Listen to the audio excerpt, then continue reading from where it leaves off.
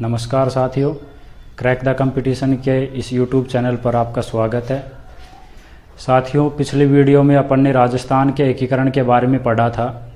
अगर आपने वो वीडियो नहीं देखी है तो इस वीडियो के डिस्क्रिप्शन बॉक्स में उसका लिंक दिया हुआ है, वहाँ से आप वो तीनों वीडियो देख सकते हैं। आज अपन राजस्थान के इतिहास में एक नए टॉपिक को प्रारंभ करने जा रहे हैं। आज का हमारा टॉपिक होगा राजस्थान में किसान आंदोलन। देखिए साथियों, जब शासन अथवा प्रशासन की दोषपूर्ण नीतियों से प्रजा का हो रहा शोषण अपने चरम को पार कर जाता है, तब एक आंदोलन का जन्म होता है।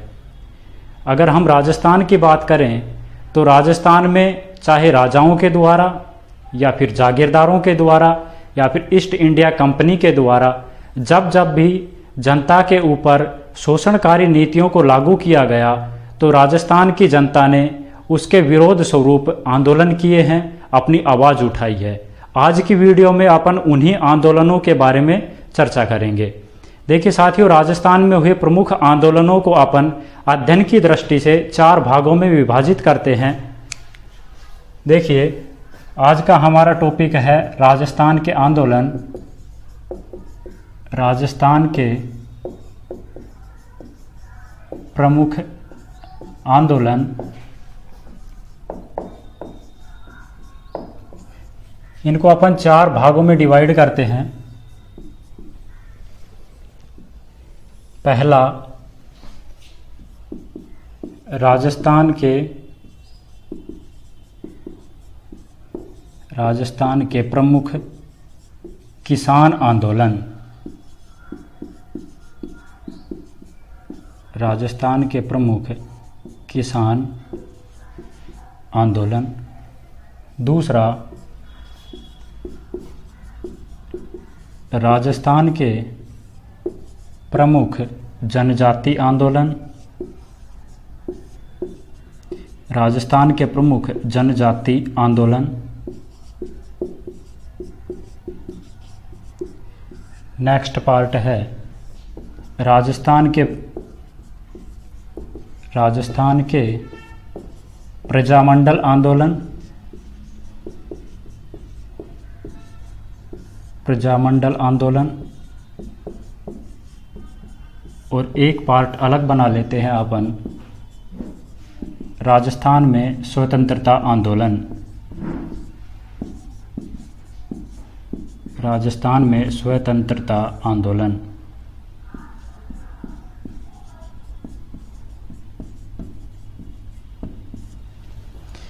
देखिए साथियों, राजस्थान में हुए प्रमुख आंदोलनों को अपन 4 भागों में विभाजित करते हैं। पहला है राजस्थान के प्रमुख किसान आंदोलन। राजस्थान के किसानों के द्वारा बेईमानी तरीके से लगाई गई लगानों के विरोध स्वरूप किए गए आंदोलन राजस्थान के किसान आंदोलन की श्रेणी में आते हैं। दूसरा है राजस्थान के प्रमुख जनजाति आंदोलन। राजस्थान के जनजाति क्षेत्र में किए गए आंदोलन राजस्थान के जनजाति आंदोलन की श्रेणी में आएंगे। तीसरा है राजस्थान के प्रजामंडल आंदोलन। राजस्थान में उत्तरदायी शासन की स्थापना के लिए जो आंदोलन किए गए थे वो राजस्थान के प्रजामंडल आंदोलन में पढ़ेंगे अपन। और चौथा है राजस्थान के स्वतंत्रता आंदोलन, यानी कि आज़ादी के जितने भी मूवमेंट हुए थे उनमें राजस्थान का कितना योगदान रहा, उनके बारे में अपन राजस्थान के स्वतंत्रता आंदोलन में पढ़ेंगे। अब अपन प्रारंभ करते हैं सबसे पहले राजस्थान के प्रमुख किसान आंदोलन। देखिए साथियों, राजस्थान में जब भी जागीरदारों के द्वारा या फिर अंग्रेजों के द्वारा किसानों पर बेईमानी तरीके से लगान लगाई गई तो राजस्थान की जनता ने उसके विरोध स्वरूप आंदोलन किए। अपने जागीरदारों के विरुद्ध जो आंदोलन किए वो राजस्थान के किसान आंदोलन कहलाए। हेडिंग लिखिए, राजस्थान के किसान आंदोलन। राजस्थान के किसान आंदोलन। एक सूची बना लेते हैं, फिर प्रत्येक आंदोलन को विस्तार से पढ़ेंगे। पहला प्रमुख आंदोलन है बिजोलिया किसान आंदोलन। बिजोलिया जो कि वर्तमान में भीलवाड़ा जिले में आता है। बिजोलिया किसान आंदोलन। सेकंड बेंगू किसान आंदोलन, बेंगू किसान आंदोलन।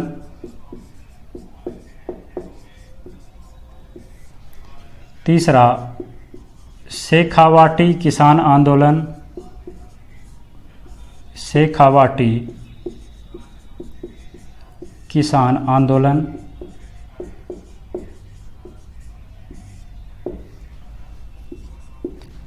नंबर 4 दूध व खारा किसान आंदोलन।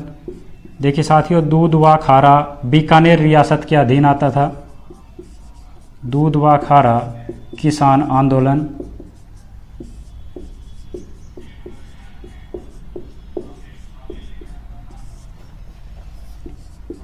नेक्स्ट मेव किसान आंदोलन,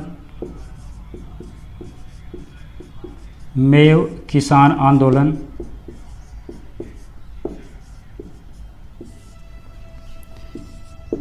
नेक्स्ट अलवर किसान आंदोलन, इसमें नीमू चाणा हत्याकांड होता है, उसके बारे में पढ़ेंगे। अलवर किसान आंदोलन।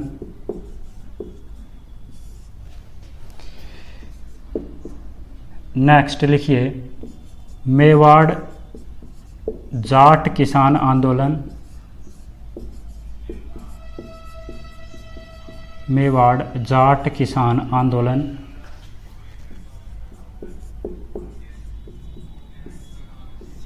देखिए साथियों, ये राजस्थान में हुए कुछ प्रमुख आंदोलन है। बिजोलिया किसान आंदोलन, बिजोलिया जो वर्तमान भीलवाड़ा जिले में है।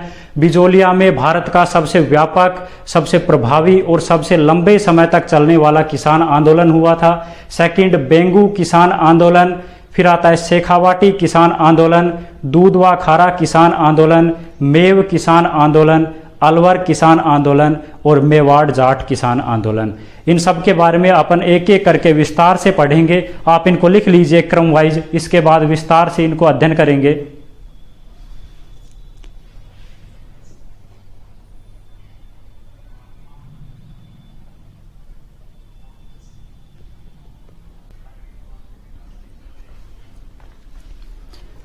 अब वापस से हेडिंग लिखिए बिजोलिया किसान आंदोलन।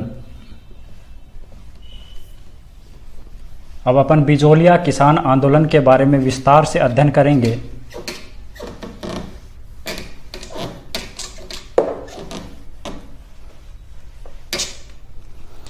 हेडिंग लिखिए बिजोलिया किसान आंदोलन। और बिजोलिया किसान आंदोलन प्रारंभ होता है 1897 से और इसका समापन होता है 1941। यानी कि कुल समय कितना? कुल समय 44 वर्ष तक ये आंदोलन चलता है। कुल 44 वर्ष तक ये आंदोलन चलता है। इसके बारे में पहली बात देखिए, भारत का सबसे व्यापक, भारत का सबसे व्यापक, सबसे प्रभावशाली, सबसे प्रभावशाली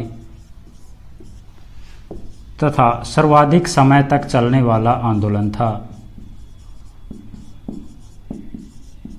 सर्वाधिक समय तक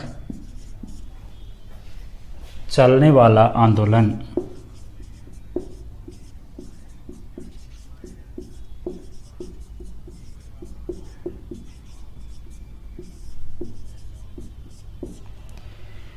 अगर बात की जाए भारत का सबसे अधिक समय तक चलने वाला किसान आंदोलन कौन सा था? बिजोलिया किसान आंदोलन। अगर भारत का सबसे अधिक समय तक चलने वाला आंदोलन है तो राजस्थान का तो स्वाभाविक सी बात है कि राजस्थान का सर्वाधिक समय तक चलने वाला किसान आंदोलन कौन सा है?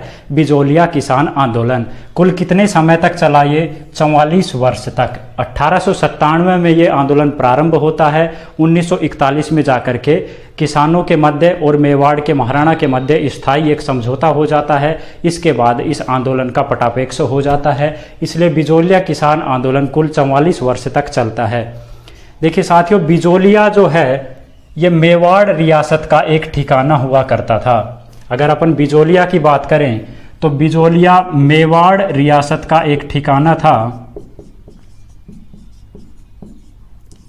मेवाड़ रियासत का ठिकाना था, जिसको 1527 में महाराणा सांगा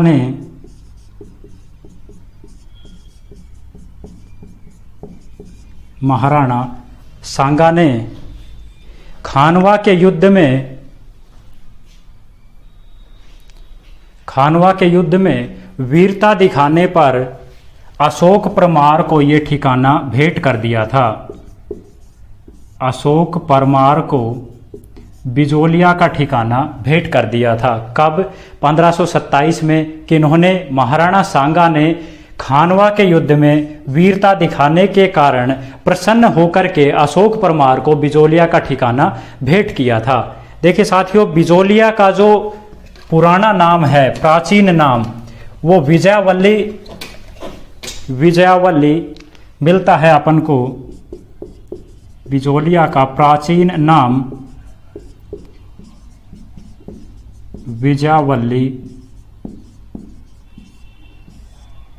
विजयावल्ली था। और कौन से शिलालेख में मिलता है ये? बिजोलिया शिलालेख में। बिजोलिया का जो शिलालेख है उसमें बिजोलिया को विजयावल्ली नाम से संबोधित किया गया है। ठीक है। बिजोलिया का एक नाम और भी था, उपनाम था ऊपरमाल। बिजोलिया का उपनाम था ऊपरमाल। बिजोलिया का प्राचीन नाम मिलता है विजयावल्ली। कहाँ पर? बिजोलिया के शिलालेख में। देखिए साथियों, बिजोलिया में सर्वाधिक धाकड़ जाति के किसान रहते थे। धाकड़ जाति के किसान। बिजोलिया में सर्वाधिक धाकड़ जाति के किसान रहते थे। देखिए साथियों, बिजोलिया के बारे में थोड़ा सा परिचय है। बिजोलिया की स्थापना किसने की थी? अशोक परमार ने। यानी कि बिजोलिया के जो प्रारंभिक ठिकानेदार थे वो अशोक परमार थे। उनको ये ठिकाना महाराणा सांगा ने खानवा के युद्ध में वीरता से प्रसन्न होकर के और बिजोलिया का जो ठिकाना है अशोक परमार को भेंट किया था। बिजोलिया का प्राचीन नाम विजयावल्ली मिलता है बिजोलिया के शिलालेख में। बिजोलिया का एक नाम और था ऊपरमाल। और बिजोलिया में सर्वाधिक धाकड़ जाति के किसान निवास करते थे। देखिए साथियों, कोई भी आंदोलन हो उसके होने के पीछे एक सॉलिड वजह होती है, एक कारण होता है। तो बिजोलिया का जो आंदोलन है ये किस लिए किया गया, इसके कारण के बारे में अपन देखते हैं। बिजोलिया का जो आंदोलन है इसका कारण देखते हैं। देखिए साथियों, बिजोलिया के आंदोलन का पहला कारण था नई भू राजस्व व्यवस्था का लागू होना।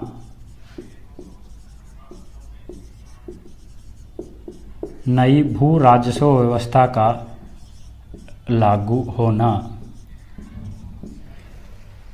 देखिए साथियों, ये बताया जाता है कि बिजोलिया में जब नई भू राजस्व व्यवस्था 1897 में जब लागू होती है, इससे पहले ही बिजोलिया में कुल 84 प्रकार की लगानें निर्धारित की हुई थी। यानी कि बिजोलिया के किसानों के ऊपर 84 प्रकार के कर तो पहले से लगाए गए थे और 1897 में एक नई कर प्रणाली लागू कर दी जाती है। इसके बाद किसानों के लिए ये सब असहनीय हो जाता है। किसानों के लिए ये हो जाता है कि भाई अगर हम 84 प्रकार के कर तो पहले से ही दे रहे हैं और अगर अब हमारे ऊपर और कर लगाए जाएंगे तो हमारी स्थिति तो बिल्कुल दयनीय हो जाएगी। तो बिजोलिया का जो आंदोलन होने का एक मुख्य जो वजह होती है वो है नई भू राजस्व व्यवस्था का लागू होना। देखिए साथियों, बिजोलिया में 3 प्रकार की करें, मुख्य रूप से अगर देखें तो 3 प्रकार की करें थी। कौन कौन सी? पहली है बेगार, सेकंड लगान और थर्ड है लाटा या कूता। देखिए क्या है ये, इनके बारे में देखते हैं। देखिए साथियों, लाटा व कूता क्या है? सीधा सा सवाल पूछा जाता है, लाटा व कूता क्या है? तो इसका जवाब है भू राजस्व के निर्धारण करने की पद्धतियां हैं लाटा व कूता। देखिए साथियों, बेगार क्या होती है? मान लीजिए आप कोई काम करने गए, आपने सुबह से लेकर के शाम तक जी तोड़ मेहनत की, अपना सारा पसीना बहा करके आपने शाम तक काम किया, और शाम को जब आप ठेकेदार के पास जाते हैं और अपने वेतन की बात करते हैं तो ठेकेदार आपको सिर्फ थैंक यू बोल देता है। यानी कि ठेकेदार के द्वारा आपको काम करवाने के बाद वेतन नहीं दिया जाता है, तो ये कहलाती है बेगार प्रथा। यानी कि बिना वेतन के काम करवाना बेगार प्रथा कहलाता है। बेगार क्या है? बिना वेतन के कार्य करना, बिना वेतन के कार्य करना। बिजोलिया में बिजोलिया के जो ठिकानेदार हैं उनके द्वारा किसानों से बेगार करवाया जाता था, यानी कि काम करवा करके उसके बदले वेतन नहीं दिया जाता। दूसरा है लगान। लगान है भूमि कर। विभिन्न प्रकार के जो भूमि कर लगाए गए थे वो लगान कहलाते थे। तीसरा अपन देखते हैं लाटा व कूता। तो लाटा देखिए साथियों, लाटा व कूता भू राजस्व के निर्धारण की दो पद्धतियां हैं, जिसमें लाटा में अपन ने फसल को तैयार किया। मान लीजिए अपन ने एक खेत में गेहूं बोया, गेहूं की फसल तैयार हो गई है। इसके बाद ठिकानेदार के जो राजस्व अधिकारी हैं वो खेत में आते हैं और अपने राज्य का हिस्सा उसमें निर्धारित करते हैं। मान लीजिए कि उस खेत में कुल 100 मण गेहूं हुआ, 100 मण गेहूं, तो वहां से 90 मण गेहूं तो ठिकानेदार के सैनिक ले जाते हैं, ठिकानेदार के सैनिक ले जाते हैं, और बाकी का जो शेष बचता है 10 मण वो किसान के लिए छोड़ जाते हैं। यानी कि तैयार फसल में राज्य के हिस्से का बंटवारा करना लाटा कहलाता है। अब देखते हैं कूता क्या है। कूता में फसल तैयार नहीं हुई है, गेहूं अपन ने खेत में बो रखा है, लेकिन गेहूं की अभी कटाई नहीं हुई है, गेहूं को निकलवाया नहीं है, गेहूं की फसल तैयार खड़ी है। बस राजस्व अधिकारी आते हैं, अंदाजा लगाते हैं कि भाई इस खेत में तकरीबन 100 मण गेहूं हो जाएगा।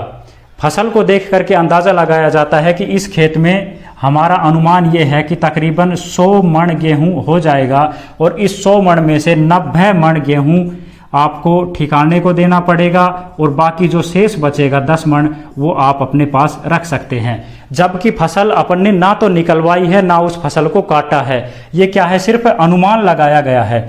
अब अगर अपन ने फसल को काटा और उसमें 100 मण ना हो करके कुल 80 मण गेहूं ही होता है, तो जो राज्य का जो हिस्सा है 90 मण वो तो आपको देना ही पड़ेगा, चाहे आप कहीं से उधार लेकर के आए।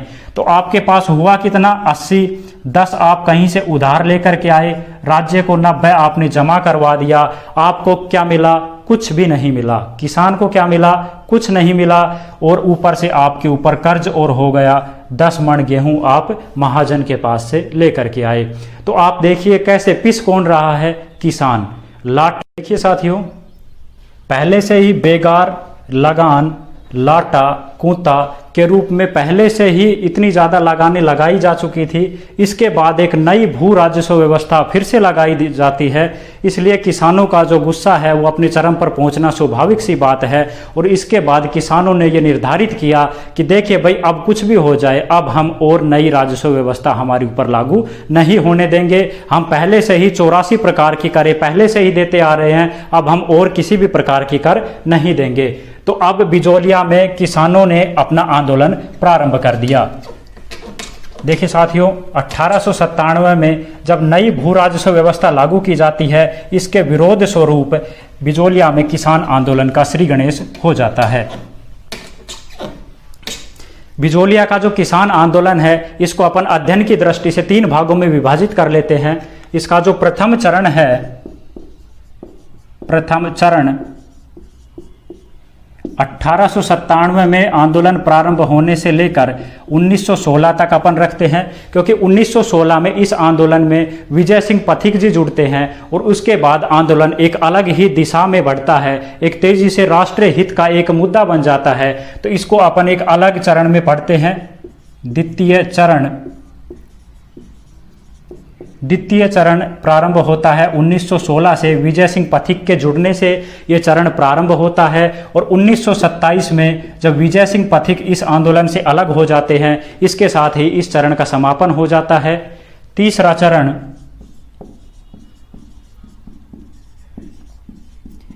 चरण 1927 से प्रारंभ होता है और तीसरे चरण में इस आंदोलन की बागडोर संभालते हैं माणिक्यलाल वर्मा जी, और ये आंदोलन 1941 में जाकर के फिर समाप्त हो जाता है। तो बिजोलिया का जो आंदोलन है ये 3 चरणों में अपन ने विभाजित किया। पहला चरण 1897 से 1916 तक। 1916 में विजय सिंह पथिक इस आंदोलन से जुड़ते हैं। इसी के साथ आंदोलन एक अलग दिशा में बढ़ता है, अलग एक तेजी के साथ बढ़ता है। तो 1916 से 1927 में जब विजय सिंह पथिक इस आंदोलन से अलग हो जाते हैं, इसी के साथ इस चरण का समापन हो जाता है। फिर तीसरा चरण प्रारंभ होता है और इस चरण में मुख्य जो यहाँ के जो आंदोलन को लीड करते हैं माणिक्यलाल वर्मा, इस आंदोलन की अब बागडोर अपने हाथों में लेते हैं और 1941 में माणिक्यलाल वर्मा के आंदोलन का नेतृत्व करते हुए ही किसानों की विजय होती है। तो अब अपन लिखते हैं प्रथम चरण, एक एक चरण को पढ़ना प्रारंभ करते हैं। देखिए, सबसे पहले लिखिए प्रथम चरण। समय अंतराल कितना है? 1897 से 1916। 1897 से 1916। देखिए साथियों, 1897 में एक नई भू राजस्व व्यवस्था को लागू किया जाता है। अब पहले से ही 84 प्रकार की लगाने किसानों के ऊपर लादी जा चुकी हैं। अब एक नई भू राजस्व व्यवस्था को अगर और लागू किया जाए तो किसान क्या करेगा? किसान अगर अब असंतोष बढ़ेगा, किसान के पास कुछ बचेगा नहीं, तो किसान क्या आत्महत्या की तरफ अग्रसर होगा। तो इसी बीच बिजोलिया ठिकाने में एक गांव था,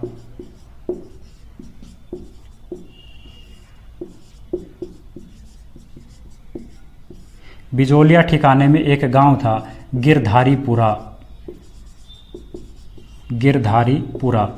और गिरधारीपुरा गांव के एक किसान थे, नाम था गंगाराम धाकड़।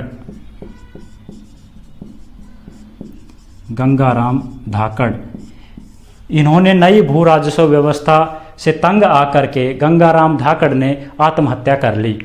गंगाराम धाकड़ की आत्महत्या करने के बाद इनके मृत्यु भोज के अवसर पर एक पंचायत आयोजित की जाती है। मृत्यु भोज हो रहा होता है गंगाराम जी धाकड़ का, और एक महापंचायत का आयोजन किया जाता है। उसमें यह निर्णय लिया जाता है कि आज तो गंगाराम जी धाकड़ ने आत्महत्या की है, कल को हमारा नंबर भी आ सकता है, क्योंकि ये जो लगाने हमारे ऊपर जो लादी जा रही हैं, ये हम कब तक इनका वहन करते जाएंगे? कब तक हम इतनी लगान चुकाएंगे? अगर हमने इतनी लगाने चुकाई तो हमारे पास क्या बचेगा? हमें तो भूखों मरने की नौबत आ जाएगी। तो इसलिए अब हम कोई लगान नहीं देंगे, अब हम इसका विरोध करेंगे। अब हम ये बात मेवाड़ के जो महाराणा है उनके पास पहुंचाएंगे। देखिए साथियों, बिजोलिया जो ठिकाना है वो मेवाड़ रियासत के अधीन आता था। तो मेवाड़ रियासत के पास बात पहुंचाने के लिए इस महापंचायत में निर्णय लिया गया कि यहाँ पर जो हमारे ऊपर जो अन्याय हो रहा है, ये सारी बात हम मेवाड़ के महाराणा के पास पहुंचाते हैं। हो सकता है कि मेवाड़ के महाराणा इसके ऊपर कोई एक्शन ले और यहाँ के जो ठिकानेदार हैं।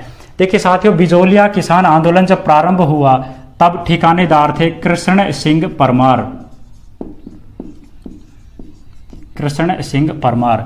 तो किसानों ने यह फैसला किया कि हम कृष्ण सिंह परमार की शिकायत मेवाड़ के महाराणा को करेंगे, और यहाँ से 2 व्यक्तियों को एक जो पूरा एप्लीकेशन लिखा जाता है, एप्लीकेशन के ऊपर महापंचायत में जितने भी व्यक्ति उपस्थित थे सभी के हस्ताक्षर करवाए जाते हैं, और उस एप्लीकेशन को 2 व्यक्तियों को देकर के भेजा जाता है। और वो 2 व्यक्ति हैं नानजी पटेल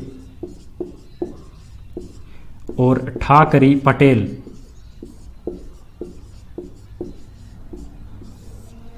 नानजी पटेल और ठाकरी पटेल को वो एप्लीकेशन दिया जाता है कि आप जाइए मेवाड़ के महाराणा के पास जाइए और कृष्ण सिंह परमार की वहां पर जाकर के आप शिकायत कीजिए। नानजी पटेल और ठाकरी पटेल मेवाड़ जाते हैं। मेवाड़ जाने के बाद काफ़ी दिनों तक वहां पर इंतजार करते हैं, लेकिन इनको मेवाड़ के महाराणा से मिलने का समय नहीं दिया जाता।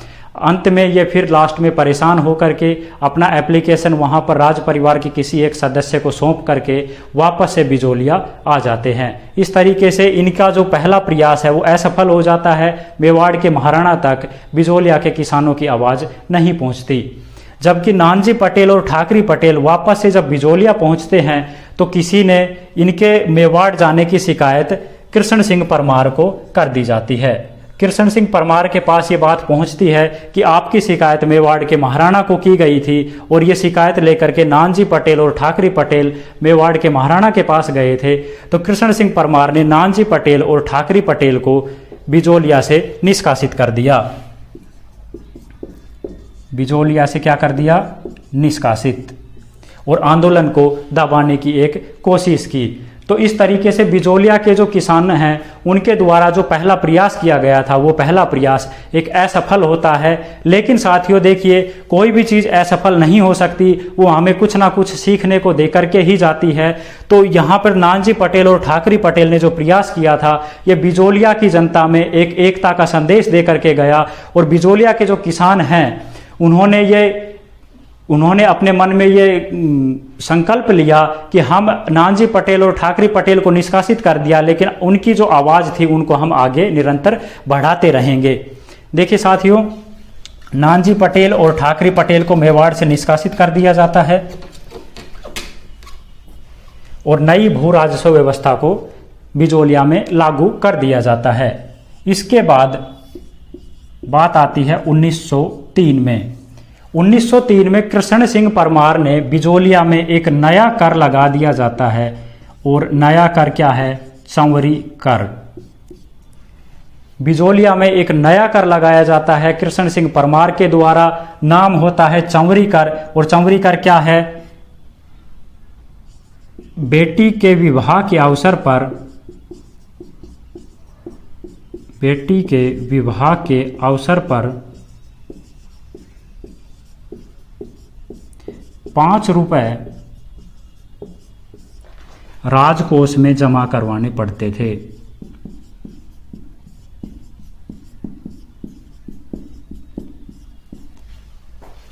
एक नया कर लगाया जाता है 1903 में, नाम है चंवरी कर। क्या है? बेटी के विवाह के अवसर पर 5 रुपए राजकोष में जमा करवाने पड़ेंगे। देखिए साथियों, उस समय जो शादी ब्याह का जो खर्चा है वो मुश्किल से 2 या 3 रुपए आता था। ऊपर से टैक्स कितना लगा दिया? 5 रुपए का टैक्स लगा दिया। तो किसान क्या इसको वहन कर पाएगा? क्या? बिल्कुल भी नहीं कर पाएगा। ये जो नया चंवरी कर लगाया जाता है इसका जोरदार तरीके से विरोध किया जाता है, और लगभग कहा जाता है कि लगभग 200 कन्याएं कृष्ण सिंह परमार के समक्ष पेश की जाती हैं, और कहा जाता है कि देखिए साहब, ये हमारी बेटियां हैं, हम इनकी शादी विवाह इसलिए नहीं कर पा रहे हैं क्योंकि आपने 5 रुपए का ये जो नया टैक्स लगाया है, हम वो टैक्स नहीं दे सकते। आप हमारी मजबूरी को समझिए, हम इनकी शादी करें तो कैसे करें? इनकी शादी का खर्च ऊपर से 5 रुपए हम राजकोष में जमा कहाँ से करवाएं? लेकिन साथियों, कृष्ण सिंह परमार के द्वारा इसके ऊपर कोई ध्यान नहीं दिया जाता है। चंवरी कर को ऐसे के ऐसे लागू किया जाता है। अब किसानों के पास क्या ऑप्शन बचेगा? किसान बिजोलिया को छोड़ने के अलावा और कोई ऑप्शन बचता ही नहीं है। किसान धीरे धीरे करके बिजोलिया ठिकाने को छोड़ करके जाने लगते हैं। अब देखिए, बिजोलिया में अगर कोई रहेगा ही नहीं तो आय कैसे होगी? आय नहीं होगी तो ठिकानेदार को फायदा कैसे होगा? ये बात पहुंचती है कृष्ण सिंह परमार के पास कि आपने जो चंवरी कर लगाया है इससे दुखी होकर के लोग बिजोलिया को छोड़ करके जाने लगे हैं। तो कृष्ण सिंह परमार ने आखिरी में विवश होकर के इस चंवरी कर को 1906 में नाम मात्र का कर दिया जाता है। पूर्णतः नहीं हटाया जाता, इसको घटा करके नाम मात्र का कर दिया जाता है 1906 में। कब लगाया गया? 1903 में चंवरी कर लगाया गया। कब हटाया गया इसको, यानी कि नाम मात्र का कब किया गया? 1906 में चंवरी कर को नाम मात्र का कर दिया जाता है। देखिए साथियों, 1906 में एक बड़ी घटना घटित होती है। जो कृष्ण सिंह परमार है, इनकी निसंतान मृत्यु हो जाती है। यानी कि इनकी जब मृत्यु होती है तब ये निसंतान होते हैं, इनकी कोई संतान नहीं होती। इनकी जगह उत्तराधिकारी बनकर के आते हैं पृथ्वी सिंह परमार। पृथ्वी सिंह परमार, क्योंकि ये निसंतान थे तो इनको गोद लिया जाएगा। और ये कहां से आए थे? कामा भरतपुर से। कामा भरतपुर से पृथ्वी सिंह परमार गोद आते हैं और बिजोलिया के नए ठिकानेदार बनते हैं। देखिए साथियों, उस समय एक कर हुआ करता था, तलवार बंधाई कर। कर का क्या नाम था? तलवार बंधाई कर। ये तलवार बंधाई कर क्या था? जब भी कोई ठिकाने का नया ठिकानेदार या नया उत्तराधिकारी बनता था तो मेवाड़ के महाराणा के द्वारा उनको तिलक किया जाता और उनकी कमर पे एक तलवार बांधी जाती थी और इसके बदले में ठिकानेदार से कर लिया जाता था और वो कर कहलाता था तलवार बंधाई कर। देखिए साथियों, ये कर देना पड़ता था किसको? ठिकानेदार को। ये कर किसको देना पड़ता था? ठिकानेदार को। जब पृथ्वी सिंह परमार से ये तलवार बंधाई कर लिया गया तो पृथ्वी सिंह परमार ने जो तलवार बंधाई कर है ये भी सीधा जनता के ऊपर डाल दिया। यानी कि पहले से इतने कर, ऊपर से चंवरी कर और फिर ऊपर से कौन सा एक नया कर और लगा दिया, तलवार बंधाई कर, जो अब तक कौन देता आ रहा था? ठिकानेदार। लेकिन पृथ्वी सिंह परमार ने ये जो तलवार बंधाई जो कर है ये भी किसको दे दिया? जनता के ऊपर इसका भार डाल दिया। अब इस बात का फिर से वापस से विरोध होने लगता है और इसका विरोध किया जाता है साधु सीताराम दास, साधु सीताराम दास। दूसरे हैं ब्रह्मदेव कुमावत और फतेह करण चारण, फतेह करण चारण। जब तलवार बंधाई कर जनता के ऊपर डाला जाता है तो साधु सीताराम दास, ब्रह्मदेव कुमावत और फतेह करण चारण के नेतृत्व में किसानों ने इसका जोरदार तरीके से विरोध किया। तो इसकी जो आवाज़ है ये पहुंचती है सीधी पृथ्वी सिंह परमार के पास और पृथ्वी सिंह परमार क्या करते हैं? इन तीनों को बिजोलिया से निष्कासित कर देते हैं। पृथ्वी सिंह परमार ने साधु सीताराम दास, ब्रह्मदेव कुमावत और फतेह करण चारण को बिजोलिया से निष्कासित कर दिया। अब ये जो साधु सीताराम दास, ब्रह्मदेव कुमावत और फतेह करण चारण जाते हैं मेवाड़ में और मेवाड़ में इनकी मुलाकात होती है विजय सिंह पथिक से और साधु सीताराम दास के कहने पर, उनके आग्रह करने पर विजय सिंह पथिक बिजोलिया किसान आंदोलन से जुड़ते हैं और उनके जुड़ने के साथ दूसरे चरण का आगाज होता है। उसके बाद बिजोलिया किसान आंदोलन विजय सिंह पथिक के नेतृत्व में एक नई ऊंचाइयों को छूता है, पूरे देश में एक चर्चित मुद्दा बना दिया जाता है और ये आंदोलन अपने चरम पर पहुंच जाता है। तो इस तरीके से प्रथम चरण फतेह करण चारण, ब्रह्मदेव कुमावत और साधु सीताराम दास के मेवाड़ बिजोलिया ठिकाने से निष्कासित करने के साथ ही खत्म होता है। अब अपन नेक्स्ट वीडियो में पढ़ेंगे इसके दूसरे चरण को। दूसरा चरण प्रारंभ होगा विजय सिंह पथिक जब इस आंदोलन से जुड़ेंगे, वहां से लेकर के, और जब विजय सिंह पथिक बिजोलिया किसान आंदोलन से अपने आप को अलग कर लेते हैं, वहां तक 1916 से 1927 तक बिजोलिया किसान आंदोलन का दूसरा चरण अपन पढ़ेंगे। तो नेक्स्ट वीडियो में देखते हैं अपन बिजोलिया किसान आंदोलन का दूसरा चरण। नमस्कार साथियों।